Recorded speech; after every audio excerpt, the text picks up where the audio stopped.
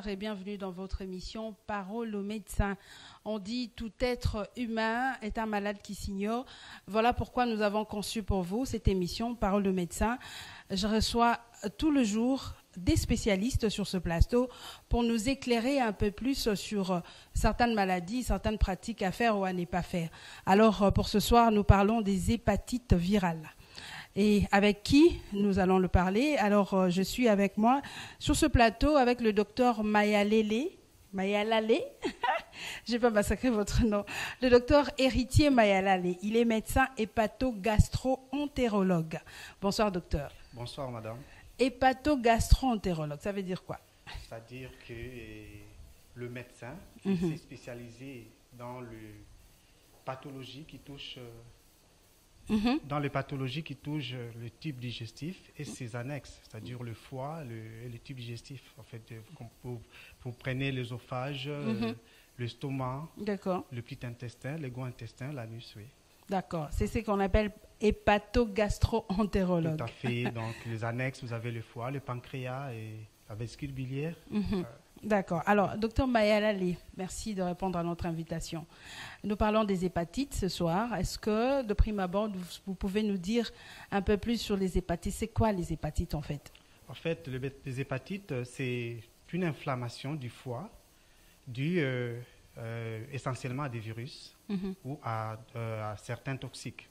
D'accord. Oui. Donc, c'est une inflammation du foie. Tout à fait. Dans la maladie qui n'atteint que le foie. Oui. D'accord. Alors, quelles sont les différentes sortes d'hépatites? Nous avons parlé des hépatites virales, c'est vrai, mais je pense qu'il y a, deux fois, j'ai vu dans l'Internet, on parle des hépatites A, B, C, D. Alors, les hépatites virales sont des hépatites qu'on dit quoi, A ou B? Tout à fait. Donc, les hépatites, il y a, comme je l'ai dit tantôt, il y a les causes toxiques qu'on ne va pas développer aujourd'hui, bien sûr, et il y a les causes virales, les hépatites virales. Alors, il y a 5 types d'hépatites virales. D'accord. Il y a l'hépatite A, l'hépatite B, l'hépatite C, l'hépatite D et l'hépatite E. Alors, pourquoi on les appelle virales? Virales parce qu'elles sont causées par des virus. D'accord. Oui. OK. Alors, vous avez dit qu'il y avait 5 différents types d'hépatites. Quels sont les plus graves des hépatites? En fait, le plus grave et le plus dangereux, il faut dire, qui peuvent entraîner des complications dues à leur chronicité et à leur virulence, c'est l'hépatite B et l'hépatite C. D'accord. Alors, ce soir, nous allons parler de ces hépatites qui sont plus graves, les hépatites B et C. Quelle est la différence entre les deux? OK. L'hépatite B, c'est un virus à ADN, acide désoxyribonucléique. Et puis l'hépatite C, c'est un virus à ADN. Donc, la différence, c'est ARN et l'autre ADN.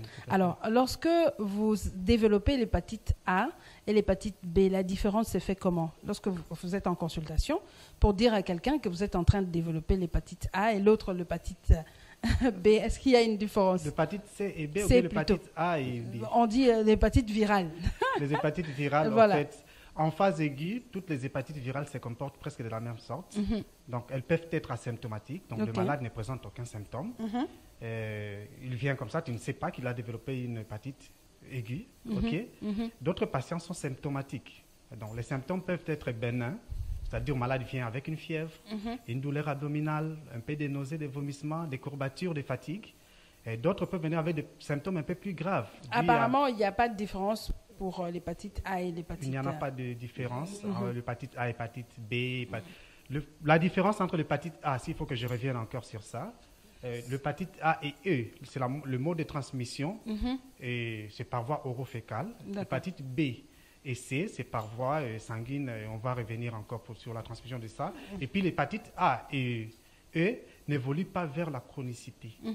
L'hépatite A et E, c'est juste après, vous développez vos anticorps et puis vous restez comme ça. D'accord. Vous ne prenez pas de médicaments, rien du tout? Il n'y a pas vraiment de traitement spécifique contre les hépatites en phase aiguë. Quand le malade présente une hépatite aiguë, il n'y a pas de médicaments spécifiques.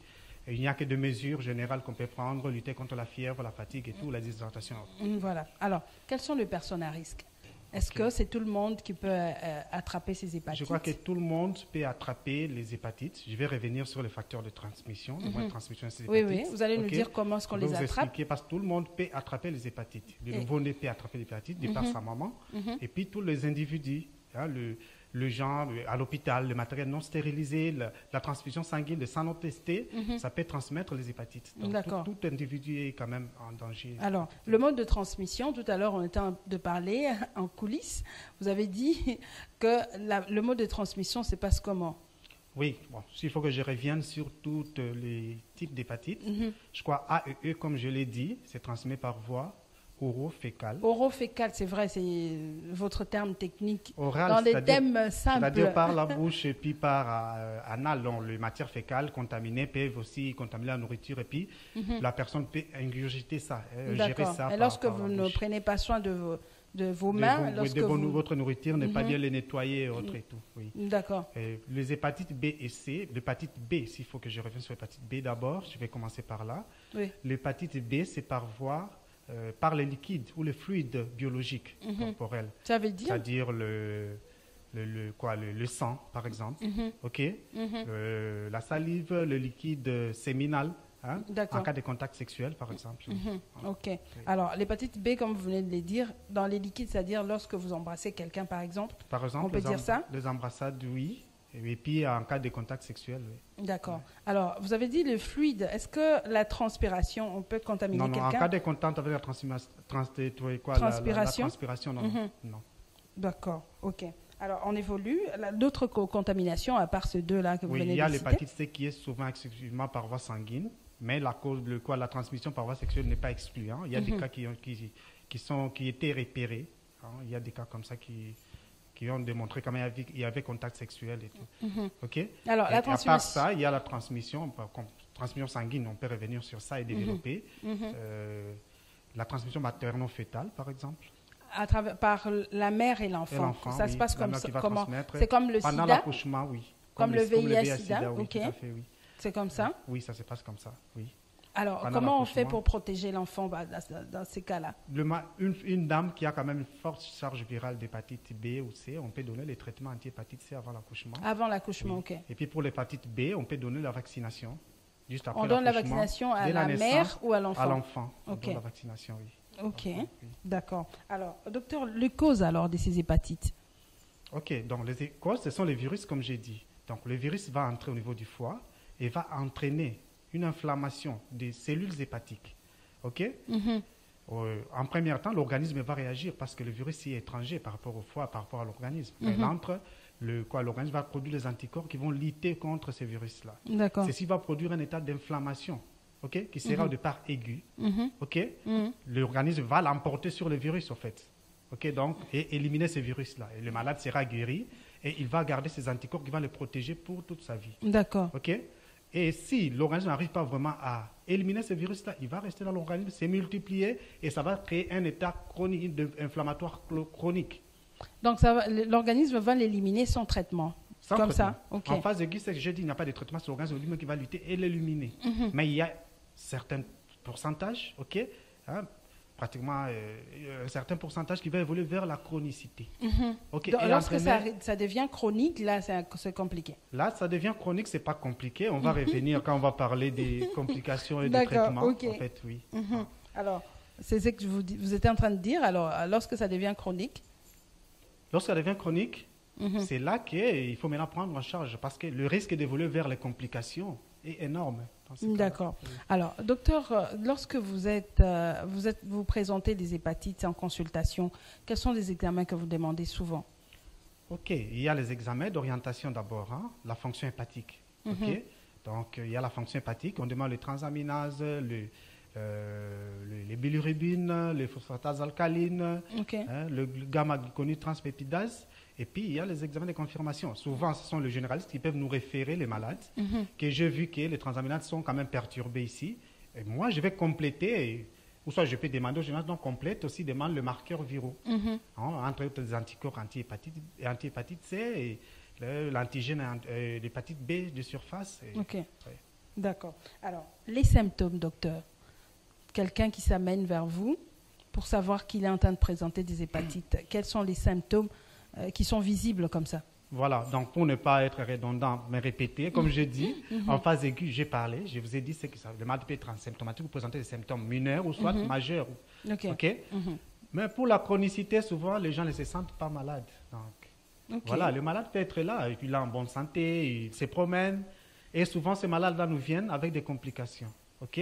Ou soit, c'est des cours de check-up. Le malade vient, comme j'ai dit, le généraliste demande des examens, il trouve que non, il y a une élévation des transaminases, et puis il va vous référer le malade, et vous allez faire quoi? Vous demandez des examens un peu poussés, et vous découvrez que le malade est porteur d'une hépatite C chronique, ou bien d'une hépatite B chronique, virale B chronique. D'accord. Ouais, Il n'y a ça. pas quelqu'un qui ne peut pas se plaindre, j'ai de la fièvre, Voilà, j'ai ça de la toux, là c'est tout ça. en phase aiguë. En phase chronique, déjà le malade peut venir déjà à un stade très avancé avec la coloration par exemple jaune, ok, des yeux, on appelle un jaunissement des yeux et de la peau, un ictère s'il faut dire ça. D'accord. Le malade peut venir avec ventre ballonné, c'est souvent dans les phases de complications comme ça.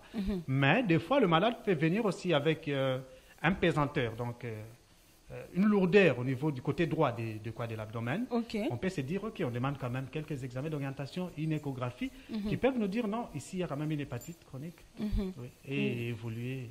D'accord. Alors, dans les urines, est-ce qu'on ne peut pas trouver quelque chose de compliqué là, pour dire que ça présente des hépatites? Souvent, le malade souvent, en phase aiguë ou même pendant les complications, le malade peut présenter des urines très concentrées. Oui, très concentrées. Et il peut vous dire que mes urines sont très jaunes. Tout comme ça peut devenir jaune, ces yeux sont jaunes, on peut se dire ici il y a un problème avec le foie. Alors, docteur, en fait, à la cité, on dit que l'enfant est en train de présenter la jaunisse. C'est ça l'hépatite, au fait? Tout à fait, tout à fait. Au moins, dans la belle jaunisse. Tout à fait, c'est ça l'hépatite, mais en fait, donc, il y a plusieurs pathologies qui peuvent donner le jaunisse au niveau du foie. Ok. Ok. Oh, ok. Donc, il y a des maladies congénitales qui peuvent se donner la jaunisse. Mais souvent, dans notre milieu, on peut dire que la jaunisse égale l'hépatite, oui. On peut dire ça en quelques termes, parce qu'il y a la fièvre, il y a c'est sûr que ça peut être l'hépatite A qui va passer, ça peut être toujours une hépatite B aiguë. Vous avez parlé des vomissements. Est-ce que ces vomissements sont comme quand quelqu'un fait la malaria, vomit à tout moment? Tout à fait. Donc, en se basant le vomissement, on ne peut pas dire que ce sont les hépatites. Non. Ce sont des symptômes non spécifiques de l'hépatite. Oui. Alors, ce sont des symptômes non spécifiques. Alors, la non prise en charge des hépatites à temps, ça amène jusqu'à quelles complications? Voilà, si on peut parler des complications, les complications majeures des hépatites virales chroniques ou de toute hépatopathie chronique, complications majeures, le stade terminal, c'est la cirrhose hépatique. C'est qu'on appelle la cirrhose des foies. Cirrhose du foie, hépatite, c'est-à-dire du foie, et un cancer du foie, donc pour le malchanceux. Donc c'est la seule complication. Les deux complications, la cirrhose hépatique et le cancer du foie. Cirrhose et le cancer de foie. Tout à fait. Alors, lorsque les hépatites ne sont pas prises en charge, on nous dit qu'il y a la complication de cirrhose de foie. Est-ce que c'est la même cirrhose lorsque quelqu'un prend abusivement de l'alcool? Voilà, donc... Parce qu'on nous apprend que lorsque vous prenez de l'alcool, la complication, il y a la cirrhose de foie. Bien sûr, tout à fait. C'est ce que j'ai dit. Toutes les pathologies chroniques du foie, le terminus, c'est la cirrhose hépatique. Bref, l'alcool est toxique pour le foie. D'accord. OK. Elle peut entraîner ce qu'on appelle une stéatopathie alcoolique du foie, une stéatopathie alcoolique du foie qui peut évoluer vers une cirrhose hépatique. Voilà, je crois qu'on va revenir une autre fois pour parler de la maladie alcoolique du foie. Ça serait mieux. Alors, docteur, nous voyons souvent dans les églises, avant les cérémonies de mariage, tout ça, le pasteur demande quelques examens. Entre autres, nous avons les examens pour savoir si vous êtes AS ou SS, on appelle ça les électrophorèses. Pourquoi on ne demande pas ces examens d'hépatite? Parce que vous avez dit qu'il y a une complication avec les enfants. Mais bien sûr, on demande toujours, parce que pas seulement les enfants, parce que tu as une hépatite B. Comme j'ai dit, tu peux être infecté de manière chronique, tu n'as pas de symptômes, mais tu portes quand même son virus. D'accord. Vous pouvez contaminer votre fiancé ou votre femme. Hautement pathogène, plus que même le virus du VIH. Ok. Le virus de l'hépatite B. Tu peux le garder dans ton sang. Tu l'as, et quand tu auras des relations intimes avec ta femme, tu risques de le contaminer. Voilà, on demande toujours, le virus de l'hépatite B et le test pour détecter si le conjoint ou la conjointe n'a pas de dépistage contre les hépatites B et C. Oui. D'accord. Mais vous devez vraiment marteler sur ça parce que ce n'est pas plusieurs églises qui demandent cela. Parce qu'on voit seulement, on nous demande de faire des tests de VIH, d'électrophorèse, des tests prénuptiaux. Généralement, ce sont ces deux tests-là. Alors que les hépatites, il faut aussi en parler, docteur. Tout à fait. D'accord. Alors, nous parlons de traitement. Comment ça se passe avec la prise en charge? Le traitement. Voilà, donc c'est pour ça que non, il faut quand même informer, les gens doivent savoir que les hépatites existent, et on peut traiter ces hépatites-là. D'accord, ok. Donc, si vous arrivez à quelle phase que ça peut être traité et que vous guérissez? Il faut venir à temps, il faut toujours faire le dépistage. La plupart des gens sont asymptomatiques, ils ne se savent pas malades, ils ne se savent pas atteints de l'hépatite, des hépatites virales. Alors, quand vous venez à un stade précoce, il n'y a pas encore des lésions vraiment au niveau du foie, on va demander des examens. On voit l'activité des transaminases, on demande le test, on voit l'ARN viral, la quantité ou l'ADN viral. On s'est dit, OK, d'accord, ici, on doit traiter. OK.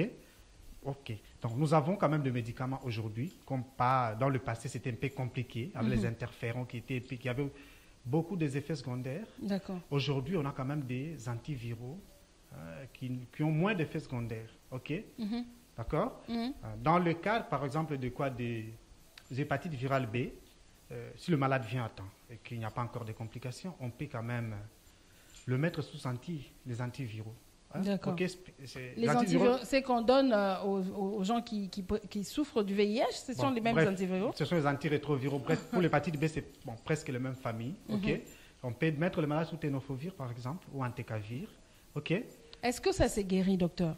Je vais y revenir. D'accord. Je voulais arriver à... d'accord, on y va. D'accord. L'hépatite B ne guérit pas, en fait. Vous avez votre inflammation chronique. Quand on donne ces antiviraux spécifiques, l'entecavir ou bien la tenofovir, c'est pour lutter contre, réprimer la réplication virale, comme en cas de VIH. Donc, ce virus-là qui s'est développé au niveau du foie, qui entraîne cette inflammation qui peut évoluer vers la cirrhose, quand on donne ces antiviraux pendant 2 mois et 2 mois, parce que souvent le traitement est à vie, en cas d'hépatite B, on donne ces antiviraux-là, ça stoppe la progression vers le stade, le stade des complications de maladies chroniques hépatiques. Donc, on donne ces traitements-là, ça va réprimer la réplication virale et la personne va rester avec sa pathologie stagnante comme ça. Et parfois, tous les 6 mois ou annuellement, il sera suivi on demande toujours des examens contrôle, il va rester comme ça. Si on revient sur l'hépatite C, là, c'est plus facile aujourd'hui, avec de nouvelles molécules aussi, parce que là, nous avons quand même les antiviraux à action directe sur le virus. D'accord. Action directe, c'est-à-dire la sofosbuvir, par exemple. Donc, qu'on peut donner chez ces malades-là, qui peut lutter contre différents génotypes d'hépatite C, et ça peut guérir. On traite pendant 12 à 24 semaines, et puis le malade va guérir complètement. Oui. D'accord. Alors, docteur, dans le cas où l'homme et la femme présentent les hépatites, c'est-à-dire, vous avez dit que c'est contagieuse, non? Ce que vous venez de dire. Quand c'est l'homme qui en a par voie sexuelle, le mode de transmission peut contaminer sa femme. Et puis, l'enfant qui va sortir de cette relation peut aussi présenter les hépatites. Alors, la prise en charge de cet enfant-là, ça va se passer comment? Ça dépend de la charge virale d'abord que la maman va présenter. Il y a des femmes qu'on peut le mettre sous antiviraux pendant sa grossesse, à la fin de sa grossesse. Et puis, après l'accouchement, on peut toujours donner le vaccin à l'enfant. Le vaccin, on le donne à l'enfant. Alors, la maman... Elle est déjà porteuse de ça, on va donner le vaccin comment? Elle, on va traiter la maman. On va traiter la maman, et puis l'enfant, on lui donne le vaccin. Le vaccin à la naissance, oui. Là, après avoir prendre oui, parce que pour l'hépatite B, il y a quand même les porteurs non actifs. Je n'ai pas souligné ça. Oui. C'est pas que tu vas là-bas, on dit que hépatite B, mais il faut venir chez le spécialiste qui va demander la charge virale, par exemple. Si ce n'est pas... au fait, comment on peut dire en termes simples, donc... Allez-y. En termes simples, je cherchais pour dire... dites le si la valeur est dans le C, en dessous de C, normal, on peut dire que ce malade doit être sous traitement et tout. Et on peut lui dire que tu es juste porteur non actif. C'est un portage non actif, chronique non actif de l'hépatite B. Quand on dit non actif, c'est-à-dire que tu ne peux pas contaminer l'autre. Le virus ne se réplique pas au niveau du foie et on ne peut pas le mettre sous antiviral. Donc, on va le laisser comme ça et le contrôler. Et il y a des mères comme ça qui sont en état de portage non actif de l'hépatite virale B. Et on va le laisser comme ça. À la naissance, on va donner à l'enfant le vaccin. Le vaccin, oui. Alors, c'est à quel âge à peu près? Parlons un peu de ce vaccin. Le vaccin de la naissance. Donc, avant 12 ans, pour l'hépatite B, on doit donner 3 doses de vaccin. À l'enfant? 3 à 4 doses, oui. D'accord. Donc, qui peut conférer à l'enfant l'immunité presque à 100% toute sa vie. Oui. Ok. Donc, lorsqu'on donne ces vaccins, la personne ne va plus présenter de l'hépatite toute sa vie. Oui, 98%, oui. D'accord. Oui. Même si il s'accouplait avec quelqu'un qui a des hépatites. Tout à fait. Parce que le fait du vaccin, c'est ça, c'est protéger l'individu contre les hépatites. Ça vous protège directement. Oui, oui. Alors, docteur, est-ce qu'aujourd'hui, on peut prendre ces vaccins, les donner à tout enfant comme on donne la polio, tout ça? Tout à fait. D'ailleurs, c'est dans le calendrier vaccinal aujourd'hui. Aujourd'hui, oui. On le fait déjà? Oui, on le fait déjà, oui. D'accord, oui. Ok. Alors, je n'avais pas cette information-là, c'est une très bonne tout chose pour protéger les enfants. Oui, tout à fait. Pour protéger tout le monde. Oui. Parce que l'enfant, là, sera adulte. Oui, mais aujourd'hui, on le protège déjà dès le bas âge, comme ça. Tout à fait. Quand il sera adulte, il ne va pas présenter ces... Tout à fait. Sauf que pour les hépatites C, il n'y a pas encore de vaccin. Ça, il faut signaler. Ça, c'est juste pour l'hépatite B. L'hépatite B. Pour les hépatites C, il n'y a pas encore de vaccin. Je crois qu'on y travaille encore. Il y a des recherches qui se font dans ce sens-là. Mais il y a au moins le traitement. Pour l'hépatite, oui. Curatif, oui. D'accord. Oui. Alors, docteur, aujourd'hui, comment se prévenir de ces hépatites? Qu'est-ce qu'il faudrait faire pour nous autres? Parce que moi, je vous informe que j'avais fait le dépistage avec le docteur Patrick Ngoma, que j'ai salué en passant. Oui. J'ai fait le dépistage de ces hépatites. Alors, comment se préserver pour ne pas les attraper? Voilà. On peut encore revenir sur les moyens de contamination. Donc, on doit lutter. Donc, il y a des structures sanitaires. Il faut quand même toujours tester les sangs avant la transfusion. D'accord. Okay? Il faut quand même lutter contre l'usage des drogues intraveineuses. Chez les drogués là, qui s'échangent des seringues, les rapports sexuels protégés, et puis toujours faire le dépistage, surtout chez les femmes enceintes, pour ne pas transmettre à leurs enfants aussi. Oui. Et puis, il y a la vaccination pour les hépatites B, oui. Mais pour les hépatites C, c'est le dépistage et puis lutter contre... toujours tester le sang et la transmission dans les milieux hospitaliers. Oui. Alors, aujourd'hui, nous parlons des hépatites, c'est vrai. Lorsque vous recevez quelqu'un qui a des hépatites, c'est comme si c'était le sida. Sur le plan psychologique, comment est-ce que vous vous y prenez? C'est-à-dire, moi je viens, vous avez constaté que j'ai des hépatites. Comment est-ce que vous prenez cette personne en charge? Voilà, la première des choses, c'est d'abord rassurer le patient. Parce qu'à la cité, c'est ce qui s'est dit. Tu as l'hépatite, tu vas mourir. Oui. Exactement, c'est ce qui s'est dit. Voilà, on reçoit souvent beaucoup de malades comme ça qui viennent avec des hépatites. Il faut les rassurer qu'en hépatite B, on peut le traiter, on peut maîtriser ça. Tu vas rester avec ton état inflammatoire chronique, mais on peut stopper la progression vers les complications. L'hépatite C, on peut guérir de ça. D'accord. Oui, surtout qu'aujourd'hui, ces médicaments-là sont... À l'époque, c'était des spécialités, maintenant, ce sont des génériques qui sont maintenant accessibles quand même. Est-ce qu'on le donne gratuitement? Non, pas gratuitement, il faut acheter. Il faut le faire comme pour le VIH-Sida, vous le donnez gratuitement? C'est compliqué. Là, c'est compliqué. Je crois que peut-être à la longue, on pourra commencer à distribuer ça gratuitement. Ouais. Mais ça demande un peu de sous, là. Tout à fait. Ça demande un peu de sous, mais quand même, c'est plus cher comme avant. Avant, c'était pour avoir une boîte, c'est peut-être plus dépenser $1 000, 1 500, mais maintenant, là, ça va quand même. D'accord. Oui. Vous avez dit qu'il y a des médicaments qu'on doit prendre à vie. Tout à fait. Lorsque vous faites les hépatites. L'hépatite B, c'est ce que j'ai dit. Voilà. Oui. L'hépatite B. C'est une seule molécule que tu vas prendre. Chaque jour. Un seul comprimé que tu peux prendre à vie, oui. Chaque souvent, jour, oui, et puis on contrôle toujours la charge virale. C'est-à-dire que là, ça n'évolue plus. Bon, est-ce qu'il y aura un temps, vous allez lui dire d'arrêter avec ces médicaments-là? Ça ne guérit pas. Donc, il faut toujours dire au mal qu'il va prendre quand même ses produits à vie. Alors, il y a toujours des temps, on peut savoir, ok, tu peux stopper, mais c'est un traitement qui est à vie. Mais maintenant, comme c'est un traitement qui est à vie, est-ce qu'il y a deux fois, les symptômes peuvent encore apparaître ou ça va se stopper? Les complications, je parle des complications. Okay. En fait. Alors, la lutte, pourquoi on donne le médicament en cas d'hépatite B? C'est pour lutter pour que ralentir la progression, pour que la progression ne se fait pas vers les complications, en fait. D'accord. Oui. Alors, les complications vont s'arrêter? Vous dites? Les complications vont s'arrêter ou on doit arriver à des complications. Alors, on traite les malades pour ne pas arriver à ces complications-là. Donc, on réprime la réplication virale pour que la pathologie puisse stagner à ces stades-là. Ça reste en état inflammatoire comme ça. Comme si ça dormait, en fait. Ok. Alors, docteur, nous sommes en train de parler du traitement. À part le médicament que vous avez dit que c'est l'hépatite B qu'on donne le traitement, comme ça? Non, hépatite B, hépatite C, il y a le traitement. L'hépatite C qu'on donne le traitement. L'hépatite B et hépatite C, il y a le traitement. Alors, les autres hépatites virales? J'ai parlé d'hépatite A et ce sont de forme aiguë. Hein. Quand ça vient, là, c'est une manière aiguë seulement, puis ça va passer, l'organisme lui-même va s'arranger. Ce qu'on va traiter, nous, ce sont ce qu'on appelle en anglais supportive care. Donc, on va seulement donner le traitement symptomatique aux malades. Il y a des hydratations, on traite. S'il y a la fièvre, on baisse la fièvre, douleur abdominale, on donne un antalgique, comme ça. Ok, d'accord. Le reste, l'organisme va s'en charger et éliminer le virus. D'accord. Alors, docteur, nous sommes en train de chuter par rapport à notre émission.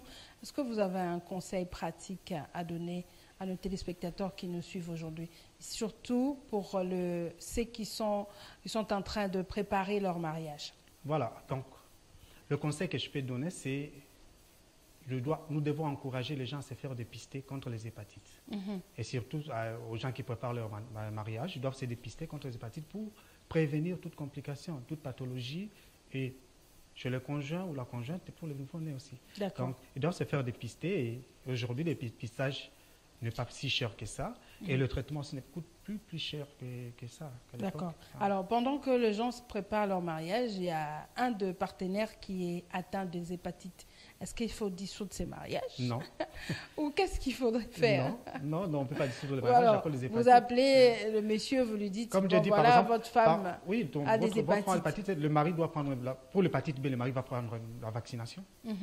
D'accord? Okay. Pour se protéger, il va prendre la vaccination.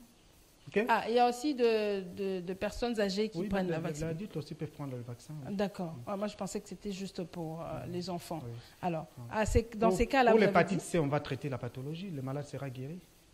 Entre-temps, lorsqu'ils vont se marier, il faut s'abstenir et tout ça? Non, on traite. Le traitement, j'ai dit ici, par exemple, pour l'hépatite C, c'est 12 à 24 semaines. Donc, 12 à 24 semaines, c'est-à-dire 3 à 6 mois. Oui. Vous êtes en train de suivre jusqu'à ce que vous obtenez le résultat et puis voilà. Oui, après on va checker, on voit que non, bon, hépatite virale C par exemple, la charge virale est indétectable. Ok, il n'y a plus rien, on fait vivre en paix. Alors, lorsque vous faites, il y a un monsieur qui vient et vous dites qu'il est atteint d'hépatite, est-ce que vous appelez aussi sa femme pour faire le même des tests de dépistage? Moi j'ai toujours fait ça et puis c'est conseillé. On doit appeler aussi le mari ou le conjoint ou la conjointe pour demander que non, tu dois aussi te faire dépister. Et souvent, tu verras que la femme n'est pas concernée. Et des fois, ok, comme l'hépatite B, tu vas prendre la vaccination. Ok, si c'est l'hépatite C, on va traiter les maris et puis il n'y a pas de problème dans le couple. Oui. Vous dites ça comme ça, il n'y a pas de problème. On va les expliquer, on explique clairement et puis ça passe. Il y a peut-être vous savez que les hommes sont un peu compliqués. Lorsque vous lui dites que la femme a des hépatites, il va aller justement sur Google, il dit c'est attrapé pendant les relations sexuelles. Vous voyez, ça fait voilà, ça alors c'est pas, il faut chose. dire au mari que non, peut-être la femme a attrapé ça pendant l'enfance. J'ai parlé de la chronicité ici. Tu peux attraper, ça passe d'une manière inaperçue, tu es asymptomatique, il n'y a pas de signes de maladie. Et quand tu vas commencer à évoluer à 36 ans, tu vas faire un check-up médical, ou soit ce que vous appelez le test prénuptiaux. Okay. On t'attrape avec une hépatite. En fait, ce n'est pas la femme qui a triché ou le mari qui a triché. Ça peut être aussi ça. Voilà, c'est l'importance aussi du médecin. La place du médecin, c'est d'expliquer aux couples, à nos malades, il faut les expliquer clairement ce qui se passe réellement. Ouais. D'accord. Ok. Alors, docteur, merci beaucoup parce que vous avez répondu à nos questions. Alors, je voudrais que vous vous adressiez à nos téléspectateurs pour une seconde fois. Qu'est-ce qu'il faudrait faire, surtout les hommes qui sont un peu compliqués. Vous, les hommes, vous êtes un peu compliqués. Pour nous dire la prévention, ça se passe comment? Un petit conseil pratique et puis on termine. Voilà, en pratique, ce qu'on peut dire, c'est quoi? Donc, d'abord, il faut savoir se faire dépister. Le dépistage est très important pour toutes les pathologies d'ailleurs. C'est d'ailleurs le rôle du check-up médical. Il y a des malades qui viennent tous les 6 mois se faire leur check-up. D'accord. Ça passe. Et puis, bon, il faut éviter les comportements à risque, comme j'ai dit. Donc, dans nos hôpitaux, il faut quand même bien stériliser les matériels. Les aiguilles de piqûres, les aiguilles pour les piqûres intraveineuses ou bien intramusculaires. Toujours tester le sang avant de transfuser ça aux individus. D'accord. Il faut toujours avoir des relations sexuelles aussi protégées parce que l'hépatite B en profite toujours. Alors, fidèles téléspectateurs, nous sommes arrivés à la fin de cette émission. Nous avons parlé des hépatites avec le docteur Mayalela. Voilà. Docteur, vous avez un nom compliqué. Mayalale. Oui, Mayalale Héritier, qui est médecin hépato-gastro-entérologue. Moi, je vais vous appeler docteur Héritier. C'est mieux. Docteur Mayala Lé, qui est médecin hépato-gastro-entérologue. Nous avons parlé des hépatites. Le docteur a précisé qu'il faut faire un dépistage précoce pour connaître votre état. Et puis, pour le marié, il faut toujours que les églises demandent ces tests de prénuptiaux, qu'on puisse inclure le test des hépatites, le dépistage des hépatites. Il faut éviter les contaminations, toujours avoir de préservatifs pour avoir des relations sexuelles, pour ne pas être contaminé. Et puis, je dis ce que le docteur a dit, il faut faire attention avec les aiguilles, c'est ça. Et il faudrait aussi faire attention avec les transfusions sanguines. Il faut toujours tester le sang pour ne pas être contaminé des hépatites. Et ensuite, il y a un vaccin pour les enfants, d'abord, et pour les adultes qui ne sont pas encore contaminés. Merci beaucoup à vous qui nous suivez de partout. Docteur, vous avez un mot ou une salutation? Bon, je salue tous nos téléspectateurs. Merci. Je vous remercie pour l'invitation. Ok. Alors, on se retrouve très prochainement. Merci à mon équipe technique. Je vois là Papa Freddy qui est à la régie finale. Andrick, merci à toi. Merci à notre directeur de programme, le directeur Lekar Mouchipai. Merci au DG Odampamou. Et on se retrouve très prochainement à travers un autre numéro de Parole au médecin. Bye bye.